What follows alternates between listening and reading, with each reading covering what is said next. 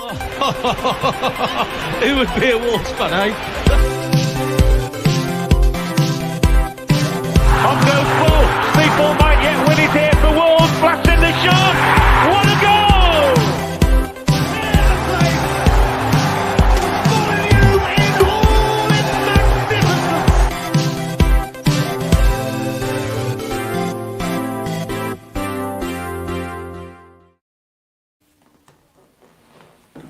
Hello everybody and welcome to Wolves Fancast. My name is Matt, I'm joined by Rich, Amy and Stu, and we are here, not reluctantly but reliably, to discuss Wolves' home defeat to Brighton in game week 2 of the Premier League.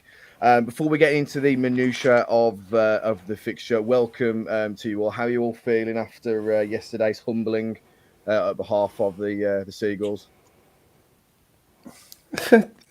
Nothing really changed because I had over 3 goals at 11-2, so I was strangely happy at the end because it was death taxes. Losing to Brighton or any team in blue and white stripes is inevitable, so you might as well make a bit of money on the side while you go. But I think even by our ridiculous standards, going about it that way was a bit of a shock.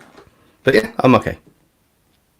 Yeah, I understand. I mean, it's one of those things, you've only got to look at the reaction on social media to see there's a lot of strong opinions either way. And we'll get into the weeds with kind of looking at lineups, stats, the curse that is Brighton and Hove Albion, and looking at kind of the team from front to back, really, and go through whether there is a need to panic or whether actually it's still very, very early doors. But thank you very much for everybody tuning in. For those people that are listening and watching live, please get your comments in the chat. We'll do our very level best to get as many of them live as possible and react. So get your messages in and we'll get them up on screen. Thank you very much to our provider, Audi, as well, that helps us put this out to you guys and girls. First things first, if you're not following us already on the social medias, at Wolves Fancast is the way to go. But I wanted to first, before we get into this fixture, just get your overall feelings on how you felt post-United going into this game. So, Amy, after the result against Man United, and I say result like we won, but it didn't really feel that at the time. It felt, a positive. How did you feel going into this fixture? I think everyone felt really confident. I think after seeing that, it was kind of a better feeling than most of last season. We had more hope and we just thought, we're actually going to be quite a force this season. So I think the reality of it was just disappointing throughout. But I thought we were going to play a lot better than we did. So I don't know whether we've been humbled or whether it's just a bad day at the office. Yeah, I think that's the thing, really, and we'll try and get to the bottom of that when we can. Rich, from your point of view, going into this, knowing how well Brighton finished last season and knowing how much of a bit of a limp finish it was for us at the end of last season, losing 6-0 to them as well, what were your kind of thoughts going into this fixture? Do you think it was did you think it was going to be more of the same, or did you have hope, as they say, is what kills you? I had proper toxic positivity. I just full on convinced myself that we'd ridden that away for the last few seasons, and we'd suddenly find a spark. I'd convinced myself that Brighton weren't worth the hype. Genuinely, I think I even did a podcast or a show for someone else. It might have been Anfield Rap. I was like, they're great, but they're not unbeatable. They're not some team of force. Forgetting that they are our kryptonite, and and to be fair, let's be fair, it wasn't amazing. It was pretty bad on Saturday, but there were positives to it. Just our defence, crumbled multiple times in the space of 15 minutes in the second half. Predominantly. So it's tough. And I don't know, you see the comments of Gary O'Neill afterwards, and he has to say those things in terms of trusting the process. But part of the fears I think I had post United in terms of, we talked about how great and attacking we were because we were confident. And has anyone else kind of got those feelings they had when Bruno Lage was in charge those first few games this season, where we're really swashbuckling and attacking, and then he realised that we're not very good, so he made us very pragmatic quite quickly. It feels a little bit deja vu to me. Is anyone else getting a bit of that now? I think the element of that was going back to kind of what is the archetypal Portuguese way, as opposed to anything else. And I think, I'm hoping with Gary O'Neill that actually it's the case that he has faith in that process. And we'll get on to some of the body language experts that apparently roam across Wolves Twitter as well a little later on. For the benefit of those that are listening and watching, I should say live, we do have a graphic that shows some of the previous history between Wolves and Brighton. And I just want to speak to Stu, chief witch doctor / FFP expert / all things paranormal. Is there a curse on this football club, Stuart, where we are just Brighton are our bogey team and we are just doomed to fail? It's not even Brighton, though, is it? I mean, you look at that. I mean, the first thing that came to my mind was that the one in the 8th of February 2003, the year we won in the playoffs, and we got battered by them 4-1 at the Withdean. And they were shit. I'm pretty sure they got relegated that year as well. But it's not just Brighton, is it? It's the other Albion, the shitter Albion. It's Huddersfield Town, of all teams. Fucking Huddersfield Town. And look at what Forest are playing in this season. Their away kit. Oh, it's blue and white stripes. Oh, what a surprise. What's going to happen there? It just doesn't make any sense. And you can go on 11v11, where I got this graphic from, and you can type it in, and you look at our record against Huddersfield, you look at our record against Albion, it's exactly the same as this. It's like, I know all teams have these weird kind of bogey sides that, like again, mentioning them too much here, them lot going to Stoke, they couldn't win at Stoke away for years on end for no reason at all. But we seem to have a bogey colour, which is even more peculiar. And Brighton have been beating us and thwarting our tries for years on end, even before they were good. So the fact that we've conceded so many goals against them in recent times was not a surprise at all yesterday. It was just the manner of how it was going to happen. And like Rich said, I mean, I didn't expect anything because it's Brighton, but I did come out more positive than most, I think. Okay, fair.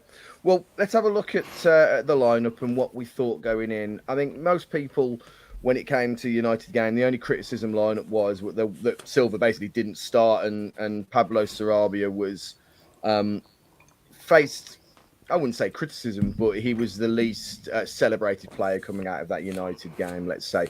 So Silva starts in this lineup, and I think pretty much vast 95% of people were happy with that lineup. Amy, were you more or less in the same boat? Is that the positive change that you would have hoped prior to the game? Well, I said last week, I was surprised Silva didn't start. Then different approach of maybe he just needs easing back into the squad and coming on as a sub. I thought Sarabia would have started based off the lineup for Man United. I thought maybe would have started with the same lineup, but as 4-4-2. But Silva starting, I didn't think was an issue. Again, like you said, it was celebrated, and Sarabia was probably the least celebrated player in the lineup, which is weird because when Sarabia came on, I think it almost appeared he was one of the better players of the game. Mm-hmm. Yeah, I agree with you totally. We'll get on to him a little later on because he's dividing the Fancast group chat like the Red Sea currently, but we'll get on to that a little later. Stu, from your point of view, there was talk about some kind of tactical naivety in this game from Gary O'Neill and his team around constantly trying to press this Brighton side. But from a lineup point of view, based on all the positives from the United game, it would have been suicide to have mixed it up, wouldn't it? I mean, surely it's the best lineup he could have put out given the circumstances, or should someone like Hwang have come into the fold? No, I don't think the lineup was at fault. You can't legislate for individual errors all over the place. when you look at the goals, yeah, they're brilliant from their point of view, and we'll get onto them anyway. But they're all mistakes, and there's nothing to do with the formation or the lineup. I thought bringing Fabio in was a mistake. Like we said on Tuesday, that there seemed to be a massive divide in people who were at Old Trafford who saw it with their own eyes over Sarabia to what came across on telly. And yet he tired in the last 10 minutes he was on the pitch before he got subbed off. But he was, like we talked about, like Gully said, the box midfield thing, and being more of a system player than a standout individual. And that's kind of what was missing. And the chaos kind of reigned without any kind of... How do you put it? There was no kind of stability there. It seemed a bit all over the place at times. And you could see where they were supposed to be, but they were making silly errors. And Fabio did Fabio things. And he finished one thing off, which was more of a opportunist smash and grab kind of turn and finish than having time to think about it, which we've level criticism over the years over him, really. But yeah, I thought Sarabia not starting was a massive mistake, just because we have some kind of shape when he's there, rather than anything else. But that didn't play out until the second half anyway, did it? So who knows? Exactly. Yeah, I think you're right there as well. Rich, from your point of view, the game starts, we get underway, and it's apparent from the off Brighton have quality, but until Matoma's goal, I think it was pretty equal. It didn't look like there was a huge gulf in quality between the two sides, and it felt very much like a continuation of some of the good things that was happening in the United game. What did you make of kind of the first, say, 15 minutes or so before Matoma trundled through the defence at will? Yeah, yeah, pretty much. You're right. It did kind of continue that positivity in terms of how Wolves were approaching the game. But I think one of the very, very clear Brighton tactics is they like to hit teams early at the start of halves, which is a pretty, rudimentary but really effective tactic. If you score first, you're more likely to win a football match. And they do almost try and get you pegged back quite early if they can do. And I think Wolves did quite well to, always try and go toe-to-toe with them in terms of their energy levels and try and find those spaces themselves, which has got to be applauded because, I don't know, part of me thought and hoped in a way that, they would be a bit more situational because of how they played against Man United. I get why they did that, and I wasn't sure about how they were going to approach it against Brighton. And I think, it's going to be very interesting, I think, in terms of, Gary O'Neill as a manager, let alone as a Wolves manager, in terms of how he approaches things, to be honest. And I think one of the reasons I think maybe we did struggle is that against Man United, the game plan was almost quite simple for what Wolves needed to do, and the expectations were so low. The fact that we've kind of had a bit more time to work on stuff, it's almost felt like this was kind of the first opportunity to see what was happening, and I think that's why we sort of maybe saw a few more mistakes come through than we did against Man United. I think it also didn't help that we were against a team who, when they smell blood, fuck me. Like, they're not a team who...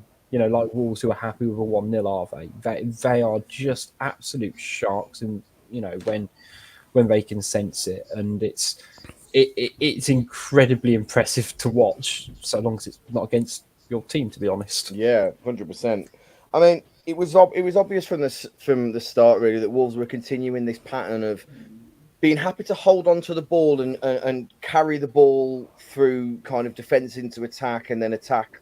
Well, into the midfield and then into the attack. But it felt like players like Lamina very quickly would lose the ball, say 35 yards from Wolves' own goal, and then we were put under pressure straight away. Amy, when you were watching the game in the early stages, what were your thoughts before the goal? Were you happy that we were playing and we looked like we were going to be creating chances again? But then we were losing the ball in dangerous positions, and Brighton was starting to turn the screw. How were you feeling? Did you think we were going to get through the half unscathed? Were you positive? Were you negative? How was it going for you at the time? I wasn't actually watching the game. I watched the highlights, match of the day, and I had the match on while I was at work. But it sounded like we started with the same attitude that we had against United. Mm-hmm. It was just everything switched after. Is it Matoma? He ran past literally every player on the pitch of ours. I mean, who didn't he run past? I think from there, it was just it was almost like a come on moment. It was like wake up. And then it was like we had 4 other wake up moments. Even though we did still have those shots like from Nori, Silva, I think we started with the right attitude, but our heads dropped too soon. Mm-hmm. Absolutely. Well, let's talk about the Matoma goal first before we talk about the dreaded XG, because Sean Crow's got a comment I want to bring up in a minute. But that goal, I was on comms doing the commentary for the audio description stuff, so I commentate in the ground, and I was just describing the action. It's on the far side, 10 yards in front of the halfway line. Oh, he's carrying the ball. He's still carrying the ball. He's into the penalty area. He's to the left. And I just couldn't believe what I was describing, because he just walked at will through the defence. Like, he was just, I don't know. It was unbelievable. Stu, when you were watching, what was going through your head when you saw him just rundle through, not even really at pace, just at will? It was so frustrating. He's just, I think we have to do kind of, without blaming everyone, we do have to kind of acknowledge how amazing he is. And here, this is not the first or the second time he's done this to us. Or it's not just a Wolves thing either. He's an excellent player. And like Sterling had one today against West Ham, where he ran through about 4 of them, just on a whim. But that was running at pace, like Adama used to do. Matoma just kind of strolled around and no one seemed to stop him. But even you can even see from that graphic there, if you bring it back up, just look at the gaping hole. I mean, Semedo gets rinsed by him every time. But then you look where he is, and you surely have enough bodies there to come and cover, and just take him out, and not Kilman in the penalty area and pull him down and get sent off or whatever. That would have been silly. But like Dawson was the closest to him, and Dawson just backed off. He didn't engage at all. And you think, well, if you're going to back off against Matoma, you're going to get done. It's not like he's brand new at this season. We've seen him do this for a while now. But at the end of the day, it was a brilliant goal from a brilliant player, and yet again, it's against us. But you're right. It's always difficult when you see such a superb goal, and you kind of have to kind of go, well, what did you do wrong? How could it be avoided? And the purist in you goes, just enjoy it. But then I go, look where Lamina is. On that first, when the ball starts, he's 5 yards ahead of João Gomez. And, you can see where your centre halves are. He needs to be busting a gut just to fill in that gap in the middle regardless, just to plug it in anyway. Because, Craig Dawson's, not exactly the quickest man on the earth.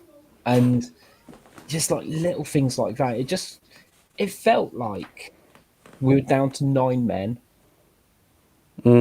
and he just had that extra bit of space just to work his magic. And you can't fault the quality and the skill and anything like that, but I don't know, just that sense of organisation. And it's not a Max Kilman captaincy thing, and it's not even like a Craig Dawson is slow criticism. It's just like that whole kind of unit just didn't quite know how to respond in the situation that quickly. And Solly March said after the game that they worked on it in training in terms of breaking through these massive chasms in the Wolves goal, but it just seems like they do their homework on things like that, and are brave and adventurous and take those risks, and frankly, let's be honest, get the rewards.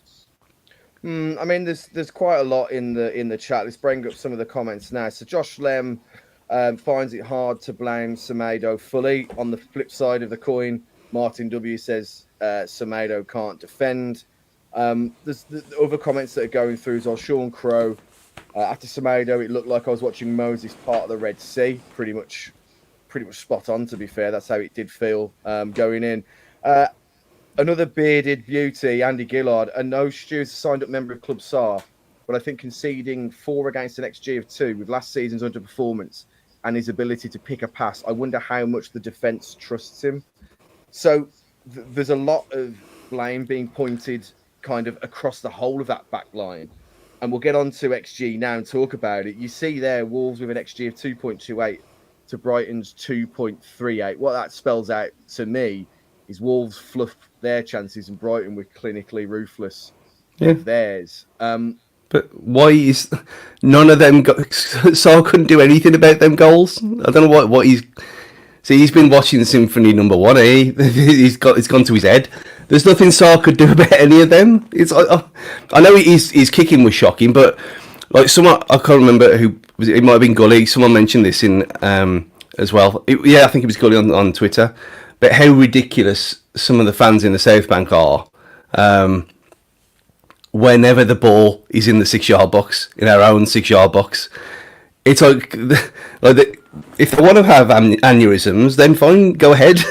But you look at the difference. You look at Steele for Brighton, and he was receiving the ball from a goal kick and just standing around and waiting. There was no urgency. There was no okay, the whole world's going to end. People need to. You'd think after all these years in the Premier League and how things have evolved, people need to start getting educated about this stuff, because it doesn't help when your own supporters behind the goal are on edge every time you get the ball, even when there's no pressure on you. And you think, well, what chance has anyone got? And Sarr played perfectly well in the first season he was here when he was doing this stuff as well. We all knew he's got mad stuff in him, but I've got no idea how anyone could put any blame on him for this. I know you're a paid up member of the club. But I would be the first to slag him off, as you all know. But he was not at fault for any of them. And Semedo maybe 1.5, but not all of them. I have thought some of the narrative about Sarr in yesterday's criticism has been slightly into the realms of the ridiculous. To be honest, he's been put in a position where the ball has floated around the 6-yard box so many times that with opportunities to be cleared that it's laughable, really. We'll come on to the defence in a little bit of a deep dive later on. I want to talk about, as we had the XG graphic up, and talking about some of the wasted chances from Wolves. Now, from the United game and this game, and Rich, you're exactly right, it does kind of echo some of the Bruno Lage first few games of the season under his tenure. But Wolves are creating plenty of chances.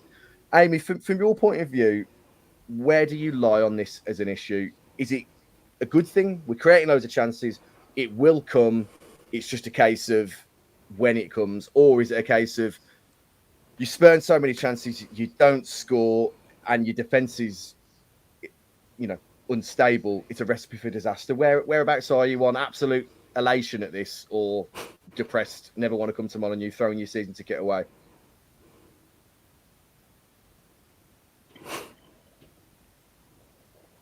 I'm not really on either end of the spectrum. I'm very much in the middle. I think if you compare it to how it was in Lage's last few months, where we just physically couldn't score, it looked like no one wanted to shoot. Nobody wanted to attempt on goal, nothing.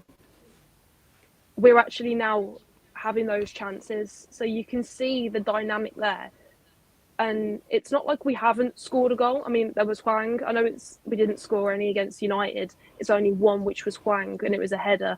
But no one could say his goal wasn't good. I mean, I still think Cunha will be a good player for us this year. I don't think there's any doubt in it. It's just yesterday, I think the Man United game got to our head a bit, and we just need to take a step back and be like, rather than rave on about that, step forward, carry on, do the same again. But I think it's an improvement, obviously, from where we were with Lage, but we do need, it's still a big issue, the fact we're not scoring every game. But again, like you said, we are having those attempts on goal. I mean, Silva did score. He was just in an offside position. So I think it's only a matter of time before he sees the back of the net. But Yeah. if we're going to I have agree. like 2 or 3 more games and we don't score, then we're going to have a massive issue. And you could go back to... Good. Because if you look at who were the main team who were XG bridesmaids for years on end, and it was Brighton under Potter when Gully was getting overexcited about them every now and again, and Solly Marsh was at fault as anyone back then. And it's that you look at them then to now, they still play a similar kind of brand of football, but they now can score. And it's took them God knows how long, and a few extra players, obviously, but still, they played their way through it and eventually clicked. For us, we've gone from creating fuck all, and then when we did have a chance, wasting it away, to creating loads yesterday.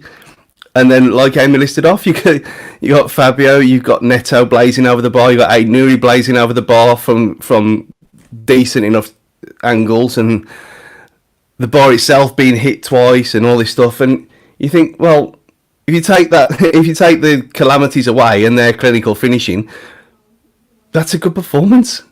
But there's a bell end in front of me. I've mentioned him last season. As soon as he did the same against Leeds last season, as soon as the third went in and started arguing with everyone, as soon as the fourth went in, he was up out of his chair, slagging everyone off. I thought, well, yeah, obviously you can be pissed off and annoyed, and everyone go in the moon at 4:15, which is what they did. But the performance itself was decent. It was just calamitous errors that screwed us over. I think the XG stuff can be a bit of a misnomer in some circumstances, because it is done on that aggregate level. So if you're having lots of half chances, so to speak, yeah, it's going to rack up. But you've also got the eye test as well, which is frankly what's important, isn't it? And you're right, Stu. We had, 4 really good chances that game. Admittedly, Bakuna one from the corner, was it? We scored in the corner immediately afterwards. But, you've got Silva's one-on-one chance. You've arguably got his offside one as well. You've got the 8-0 one, and you've got Hwang's goal. And on a good day, converting one of those, you frankly going to get a good result, to be honest, with it being on such low margins. But I think it will come. The big question is whether they can continue to commit to get into those positions. On another day, Silva scores that one-on-one for me, or he hopefully learns next time to, open up his body more and go the other side instead of going for a near post finish, which I think personally is the wrong way to go. And it's really tricky because you look at it on paper and you go, actually, you look at the XG and okay, the graphic we threw up on YouTube, there's a couple of varying models in terms of what score you get, but it just sort of rack walls of expecting us to get 2 goals in that game, and it doesn't rank Brighton getting 4. It either gets them getting 2 or it's getting 3, which was probably fair-abouts. But it's really frustrating when you kind of see it time and time again. But for me, it's like, their left back scored a goal. Our left back could have scored a goal from a relatively similar pattern of play in terms of what it was, in terms of breaking through. What we were doing going forwards wasn't the big issue in this game. It was those individual errors, as Stu kind of talked about, it for that second half collapse, where we just could not hold it together. And then, particularly, if you concede one, to then concede 2, at some point, a grown-up's got to take, charge of the steering wheel. And it felt like there were, we were just, adultless to a degree. And I think that's a bit that kind of frustrated me. But, going into half time, I was back on my positive toxicity levels there. Yeah, I was same. happy. You know what? No, we keep going at this, we will break them down. This is a team who are get-atable. Yeah. Well, let's use that pretty well-timed segue to give everybody a little bit of a breather. We'll have a quick break, and for those that are listening after the fact listening on a podcast, give you a chance to have a little pause, grab yourself a drink or anything you're going to do. In the second half of this podcast, let's hope it's not a calamitous downfall like Wolves' in the second half, where we will discuss kind of some of those individual errors, the curious case of Daniel Podence, and a bit of Twitter corner. But for now, grab yourself a quick refreshment, and we'll be back with you very, very shortly.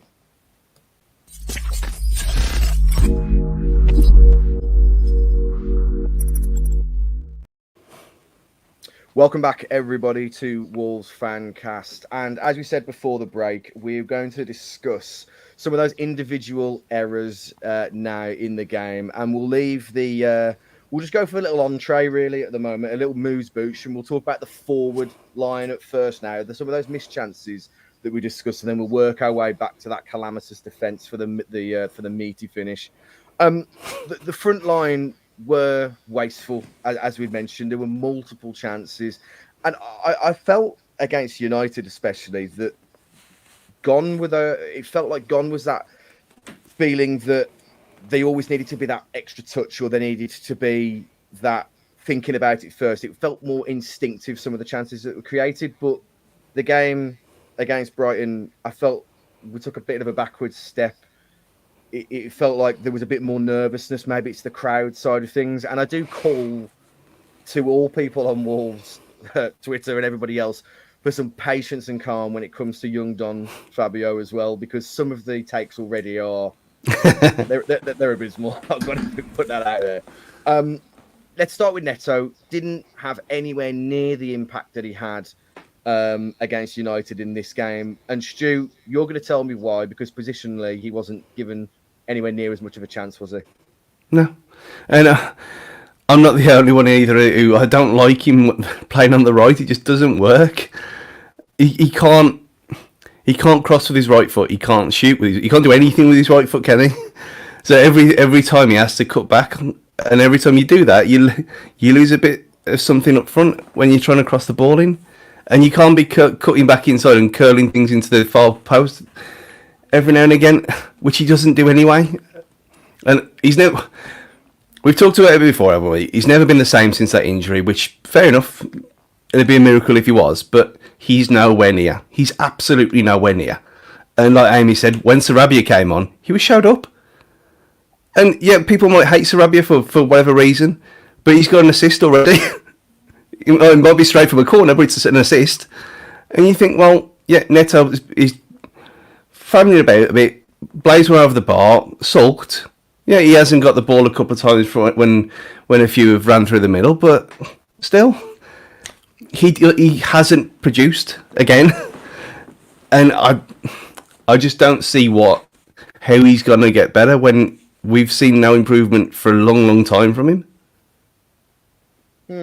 I don't know if I agree to the level. I mean, he was one of the more exciting and expansive players in the United game, and I think he was part of he was one of the cogs of the machine that was all of the positives. He was just one of the cogs of the machine that was part of the negatives in this game, and it's apple and oranges. And personally, Amy, you mentioned Fabio Silva, and you mentioned the chance that the goal that wasn't, but he also missed a pretty. Listen. I've played at the charity game at Molineux twice. I can't get from the one goal to the other, much less try and run up and down and try and create chances. But, he missed what a lot would describe as like a routine one-on-one. I personally thought he thought he was offside. He looked immediately to the linesman when he missed the chance. Whether that's just to spare his embarrassment, I don't know. But, do you think he should have done better with his chances, or is it just a case of, again, just a bad day at the office for a player that will come into form? I think he will eventually come into form. He definitely should have scored that. I mean, the position, how close he was, the fact it's one-on-one, you kind of think, come on. But then he had previously scored a goal which was offside, so you can see why he'd be nervous looking at the linesman. But I mean, my perspective, don't look at the linesman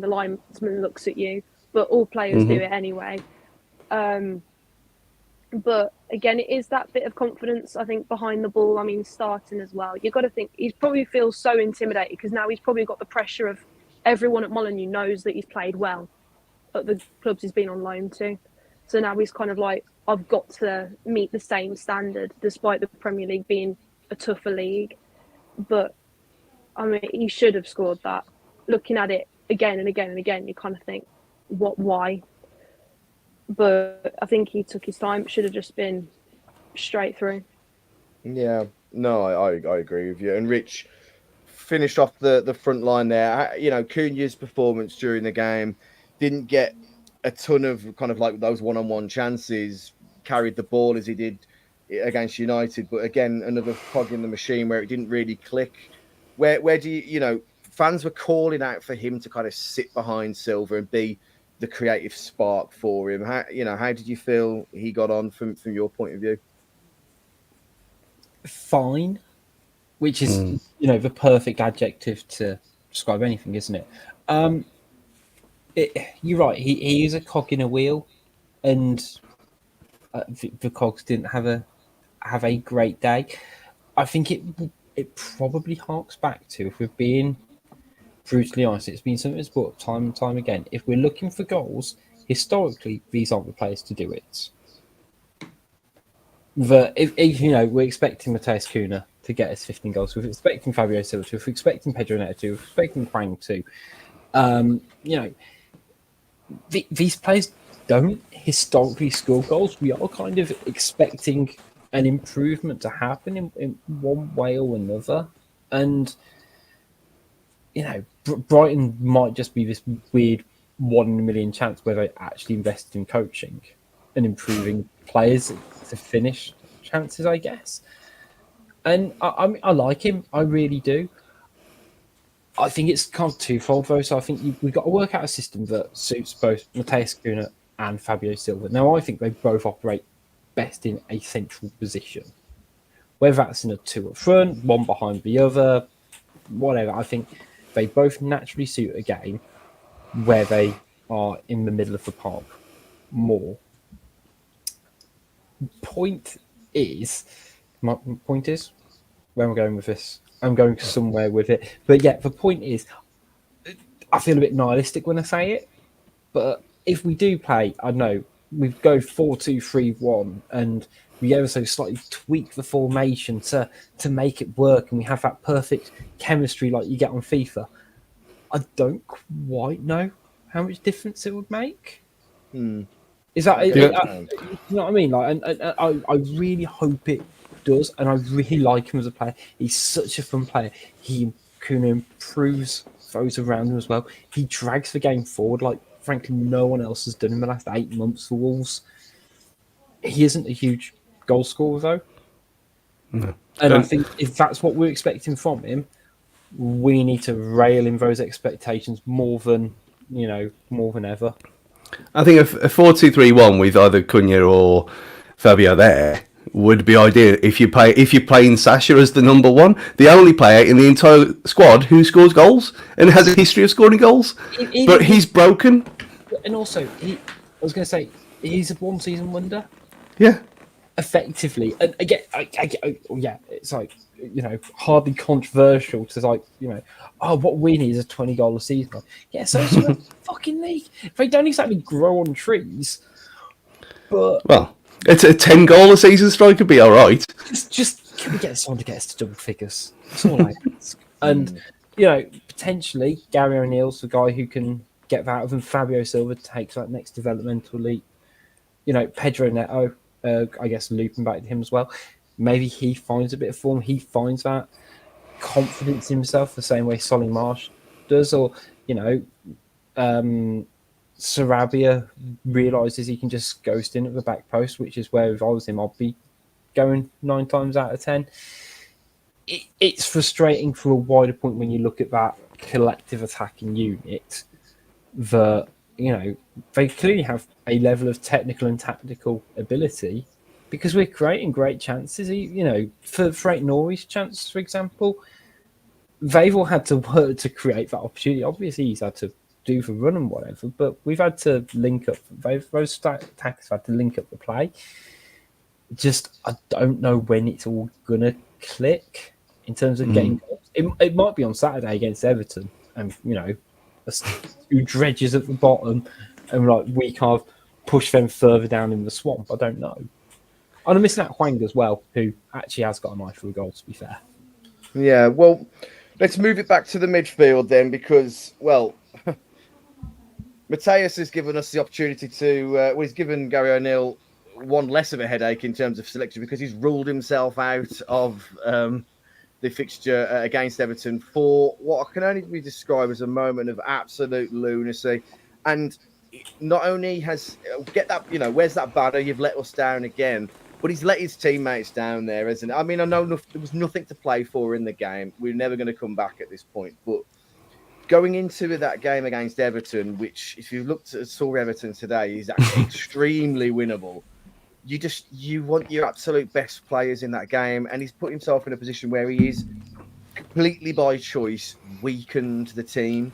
And I'm struggling to understand how there hasn't been an uproar of criticism from Twitter when some portions of the internet, I know that Twitter's just it's not representative of everybody, but people would much rather criticise some of the players who are trying, and other podcasts would give the man of the match to Nunes, to Mateus, for getting sent off in this fashion. I just don't understand it. Someone make it make sense to me, please. Like, Stu, from your point of view, you're old enough and ugly enough to have seen it all. From this point, you've got to be pissing blood at this, surely. I just laughed. It's this bit. Do we see it on this video, or is it later? It's where he does the full on. Oh no, it's just after that. It's where he goes the full like 2 a.m. Come on then, to an outside pub where someone's bumping into you because you think it's kicking out time. And he throws the arms up, and you think, "What are you doing? What are you doing?" And you are right, mate. I mean, if this had been Semedo who'd done this, Andy'd be straight on the phone, and he'd be right there. And if anyone, there's certain players in this team that get bollocked wherever they do. Talking about Semedo from Monday night, 9 out of 10, brilliant. Yesterday, he 1.5 mistakes, shit. Drop him immediately, bring Doc back. It's so bipolar, it's unreal. But this is unforgivable. It's so ridiculous. And yet he was frustrated. The 12,000 or so who was left in the ground were frustrated, but he didn't start pushing everyone around.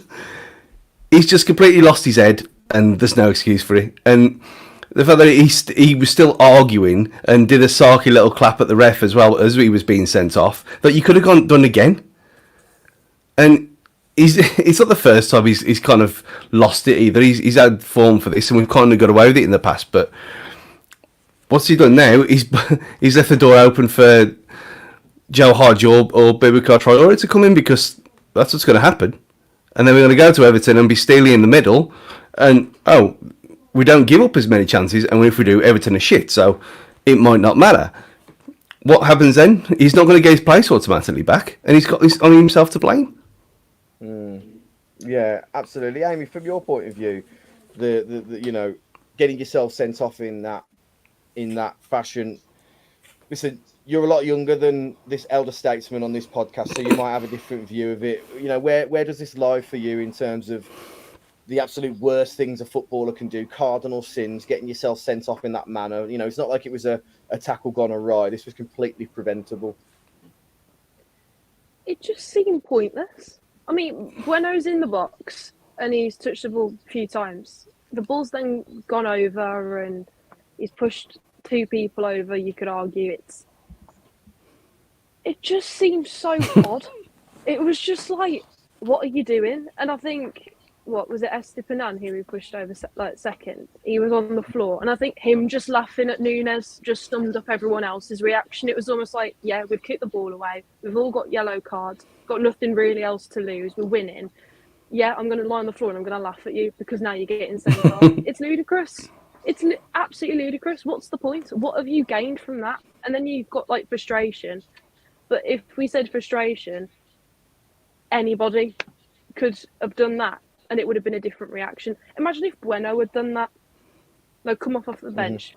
We'll say he was starting and he did that. it would be everywhere. But why has he done that? Oh, it's youth. It's blah blah blah.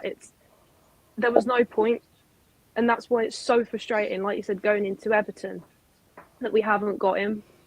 I mean, it does open up that space for someone else to come in. Hodge would be ideal, I think. But just why? It's like laughing. Very and much it's so. one of those where you think, oh, this is actually quite comical, and then go, right. Yeah, So it would be genuinely hilarious if the shoe was on the other foot. I think it's the fact like he could have had about 3 yellow cards from that little segment because he pushes over the first player, which on a certain day you probably get a yellow for it. Definitely gets one for the second, and then have Argy afterwards as well. It's like, dude, just fucking got. I don't mind if a player, say, gets sent off in. Well, actually, I do because I think you should be a grown adult and control your emotions. But like doing it because he was like chasing the ball down, and like he fouled someone on the halfway line trying to stop a counter attack. I could get on board with that because he's trying to do something for the team. At that point, he just let the worst emotions get the better of him, and say there wasn't anything to play for. He didn't need to do it. He just let them, and he just. I think he'd lost his composure, well before the 90th minute in terms of having an impact and influence on the game. But yeah, it's frustrating. You hear Gary O'Neill's comments afterwards, and I think he's giving him a hairdryer treatment by the sounds of it, which is right. Because say it's not just about that incident because it means nothing. We didn't lose him for any of the game. What we've done is lose him for 90 minutes against what is effectively a positional rival in the league. Stu, have the final say on the midfield. I personally thought that Lamina had a bit of a stinker, as did Gomez. Really, I mentioned it at the start of the podcast that while we're playing this kind of gung ho, happy to carry the ball through the middle, that's fine, providing you don't lose it 35 yards from your own goal, and we did on multiple occasions. I have the final word on the remaining two of this midfield that we want to discuss. It wasn't a stellar performance, was it, really, from either of them? No, and I think Rich kind of said it well earlier when you need an adult in there to calm everything down. And given Lamina's age, it should have been him. And he didn't step up. If anything, well, he did step up, and that was the problem. If you got players like that there as a shield, then they should be doing their job and not pissing about. And João Gomez just was completely overexposed over and over again because the others couldn't be arsed doing what they're supposed to be doing. You can't really blame him, he's young. But Lamina, for me, he's going to have these, that everyone's going to have bad days, but it always seems to happen when at least one has a bad day, everyone has a bad day together, and these kind of madness things happen. So no one comes out with credit. I mean, who do you even give a man of the match to? Is there anyone? Even though from what we've said for half this podcast, that it was a decent performance other than the mistakes. But unfortunately, you can't start praising people overly over the top when you've conceded 4 goals at home. I thought the ref had a good game. I thought he's pretty consistent. Maybe give it to the referee. I actually put just as a quick sidebar. I thought the referee handled the game really well. Was pretty consistent with the yellow cards that he gave out. It was, I didn't think there was. It was night and day compared to the United game. But again, apples and oranges. So we'll move on to the real horror show, which was with the defence. The defence was, well, let's start with Dawson because, a lot has been said, United especially, about how he was there, calm at the back, mopped up, allowed Semedo to do the things that he was able to do. But, Dawson was really showed his, for his age and his lack of mobility in this game. But also, is there an element of tactical naivety about it as well, Stu, that he was constantly pressing and then having to bust a gut to come back? Was that a directive from the manager? I don't know. But for the first time that I can really think of in the shirt, I felt he really was caught out not necessarily by his age, but by his physical limitations.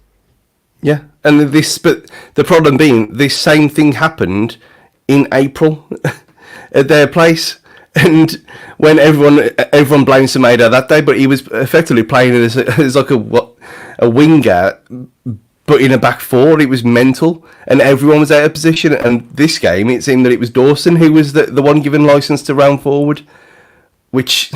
Two different managers, two different approaches against the same opposition, and you have the same results. And yeah, it doesn't seem anything other than tactical for why he was so high all the time.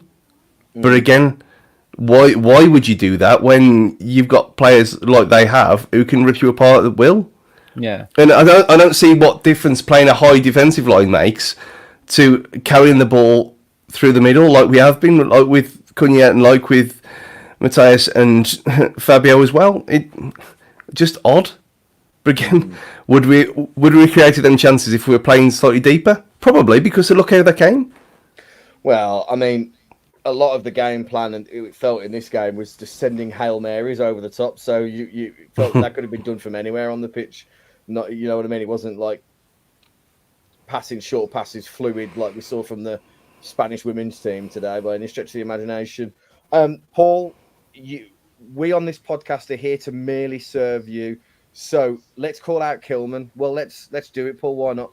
I feel there are two ends to the spectrum of here, and we're going to go to Amy first and then to Rich, because I think, Amy, are you pretty pro Kilman? I'm sure you mentioned that you met him the other day, or where Kilman is captain. Where do you lie with this? People have talked about like a lack of leadership, and the way that they came out the tunnel in the second half was apparently, from a body language point of view, was really negative.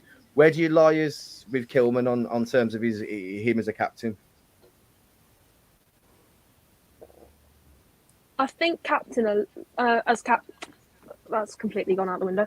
I think with Kilman, he learned a lot of what he knows now from Cody. I think with Cody, and when we had Sace, we had a fantastic back three, and I think Kilman was at his highest there. And then one day just absolutely flipped. And then it was like consistent for a few games where he wasn't playing well.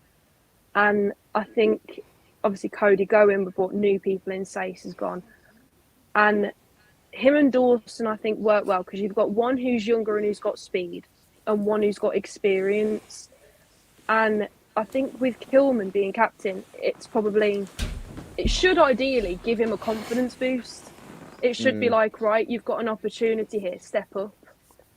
Instead, I think it's almost like he's still relying on other people to kind of decide where they go in and what they're doing, not speaking as much as maybe he could do. With Cody, you would see him waving his arms up in the air, shouting at everyone.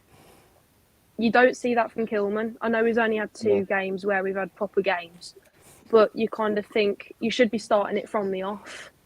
You should be going after it. And I think it will just take some time for him to get used to it. But he's his mid-20s. He's not like a young player and he's not an old player. He's just in the middle. But I think maybe Dawson would have been a better fit. But then again, after the performance yesterday, I beg to differ. Yeah. But I think give agree. him a few more games, you might see more of him being a captain. Well, Rich, from your point of view, when I think of Kilman as speed, I do think, he is the quicker player in the same way that, 20 shopping trolleys going downhill are pretty quick, but don't have the mobility to match. What were your thoughts on kind of Kilman in this game, and in terms of how much at fault was he for the collapse that we had in that 10-15 minute window compared to some of the other players on the pitch? I mean, he was definitely accountable. I think Amy sort of touched on it for me. I mean, I don't put a big onus on needing a shouty captain. I think there's different leadership styles, and I think you look at certain captains throughout the years, and whether you look at like recent years or decades, you don't necessarily need to be that tub thumping vocal person. However, you need your senior players to lead by example. And for me, I think that's what Kilman brings to the table for me in terms of what he does. But by and large, he's a pretty consistent player. A lot of the time, he isn't someone who makes really glaringly sloppy errors. He doesn't do lots of short back passes and things like that. He is quite a consistent player who I think, as a player or as a teammate, you can look to and go, actually, if he's doing his job, I can do my job. But if the chips are down, he needs to make sure he is standing tall above everybody else with his performance. If that's the case, he can't just be another player. And unfortunately, if you've got that armband on you, that there is a level of expectation in terms of what you should be doing in those situations. I've seen, I was going to say, anti-Liverpool fans, not will criticise Virgil van Dijk for doing lots of the shouty, clappy stuff, but sometimes you do kind of need somebody to do that and to actually G those guys up. And it's fine if Kilman's captain and not doing that, that's fine. But you need at least somebody else doing it. And that team has got experience. You say beyond Craig Dawson, who's as old as time, Nelson Semedo's an experienced professional. Mario Lemina's in front of him, and you're right. There are players there who should be helping. I don't quite know who's in it, but they've got a leadership team. What is it? Council?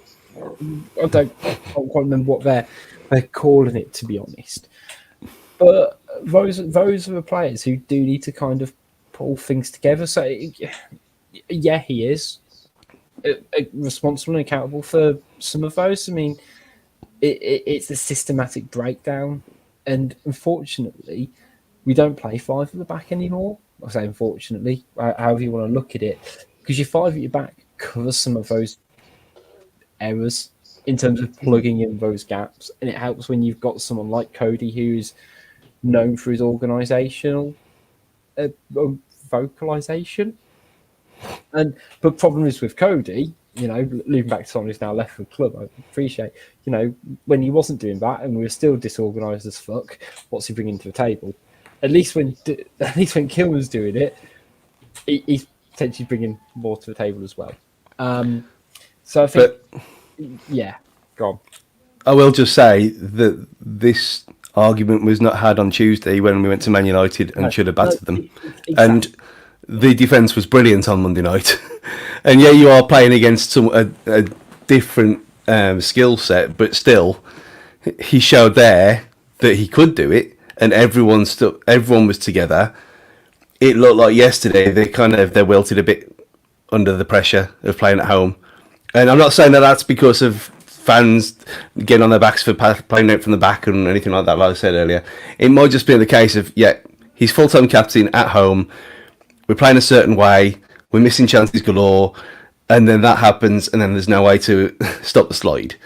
And heads dropped all over the place. It wasn't just him, it was Sarr as well, it was Lamina, and it was the leadership group. And I think that's what I find really frustrating about it. I think after the third goal, where he basically just booted it straight back to them at kickoff, and at that point, it is just so frustrating because it is sort of basics 101 kind of stuff in terms of just you've clearly you are on the assault here. You need to kind of just bunker down because 3-0's not exactly 3-0's not a good scoreline. But considering how we've been playing, and I'm not suggesting we'd have got 3 goals, but at least if we'd have kept it down to 3-0 and we'd have then got it back to 3-1, it wouldn't have felt quite so much as a consolation for me. And I think just that little bit of game management, and it felt like we needed an adult. And unfortunately, Sarr, Kilman, Dawson, Lamina, Semedo didn't seem to want to be that adult, and it was only Sarabia, who again senior player, who seemed to kind of help stem that tide, and Hwang in terms of just giving that extra dimension for the last half an hour, 20 minutes of the game for me.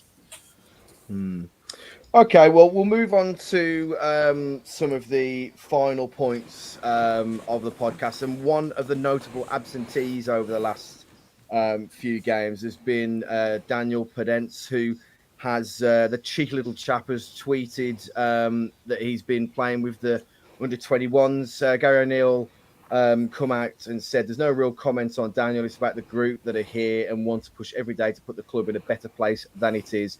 They're the lads I want to talk about. Amy, from your point of view, you know, Podence has cut a frustrating figure over the last few years. Sometimes the only player that actually sparks any kind of individual creativity, but at another time we'll do a Rabona, like, you know, akin to Raul Jimenez when you're 2-0 down, as he did this weekend. Where do you lie on Podence? Is it just one of those things? It's just time to let go and move on, or will you be sad that he's leaving the club on this bit of a whimper? I'd be pretty upset, to be fair. I think he's very much, well, not like Hwang, but he's done the same as Hwang. When we've needed a goal, he stepped up and got us a goal, very much like Hwang has done previously. Granted, it's not a lot, but when we've needed it, he's done it. And I do think he's a scrappy little player. I think he's not a bad player. I don't understand why he's not being brought on as a sub or sometimes even starting. But, I mean, when you don't hear from the player or see them for a lot, it's like, what's going on? And, I mean, working at Compton, I don't know what would be going on with him. It's like, it's just weird. I don't know how we've gone from, like, having him as a regular face to now just being dropped completely. I don't quite get it. Yeah, of all of the players in that kind of bomb squad that have left, and everybody was like, well, Neves is the only one who we really missed. I didn't see him being one of those ones that were attached to that group, but it's a strange one. I think things at Fosun Towers are a little less... I don't think there's a lot of sense going on. And actually the Wolves owner, Guang Chang, is that, have I butchered that? Apologies to any of our... Guang Chang. Wogan Chang, thank you. We're in attendance in, looks like he's been in the Sports Direct sale on that photo. They're geared up to the nines with all of the regalia that could get his hands on. A lot of the online presence for Wolves were calling for a little bit more, a little less conversation, a little more action, please, at the ground. Where it actually felt like that Fosun and the board kind of got away with bloody murder when it was kind of a bit of a tame atmosphere. Do you buy that, Stu? Do you think having him there was a good thing? What's your stance on this? It's his club. He can do what he wants. I'm amazed that. Fair play to him. I didn't think they'd be there. I know that they said that Jeff would be back for the end of the month, but I didn't think the boss man would turn up as well. But again. Oh, there was people on Twitter over the summer, and yes, hello Russ, calling for them to be hung, drawn, and quartered for what they've done and what they haven't done, and it's never going to happen. You might have got this against Barnsley like 5 years ago, but when you put the prices up so much, you price out a certain type of person who's going to kick off. That person is not going to sit there, pay the £700. Eat this stupid overpriced pies, which we're going to get to soon, and then going to get moan at people who look what they've done for us. People, look what they've done. There's too many people like that to cause chaos, and especially on the first game, home game of the season, and second game overall. It's never going to happen. I don't know what these people are on. It's just, it's another indication where Twitter is not the real world. And I didn't even go on yesterday. I just came home, watched the football, went to bed. Didn't see a single thing. And I woke up this morning, had a quick look and just had a little giggle to myself because this is what X do to you. Keep away. Well, let's talk about the real issue in the room here, and that is the pies. And that takes us on to Twitter Corner, where we've got a few questions from the subscribers on Twitter. This will be... Well, Stu, let's address the elephant in the room. We'll do a question each. Can you confirm the news we all feared? New pie supplier and no chicken balti on the menu. calm things down, Stu. Give the people what they need. You're calling me the elephant in the room and talking about pies at the same time. Is this an attack? So basically, it seems that in the North and South Bank that they have this tandoori chicken pie as a new thing, which is $4.50.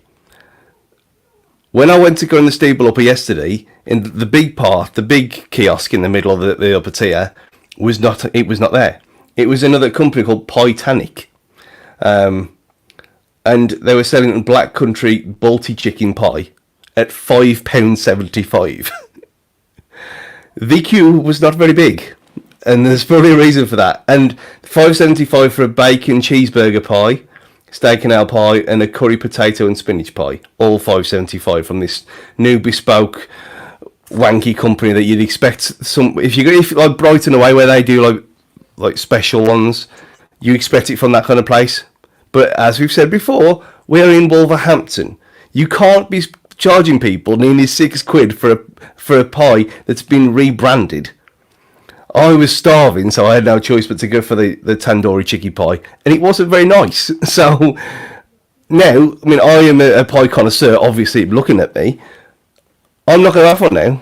Simple as. So that's I know that's big. Wow, that's $4.50 less they get every 2 weeks. But if the queues were anything to go by, they're not going to get any money from a lot of people. So I don't see what they're doing. Like, whoever the market research is, they're looking at the wrong people.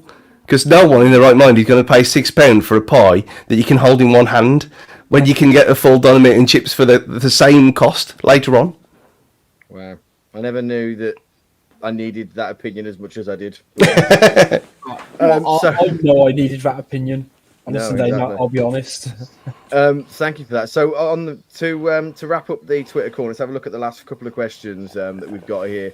So, Amy, let's go for you at the moment.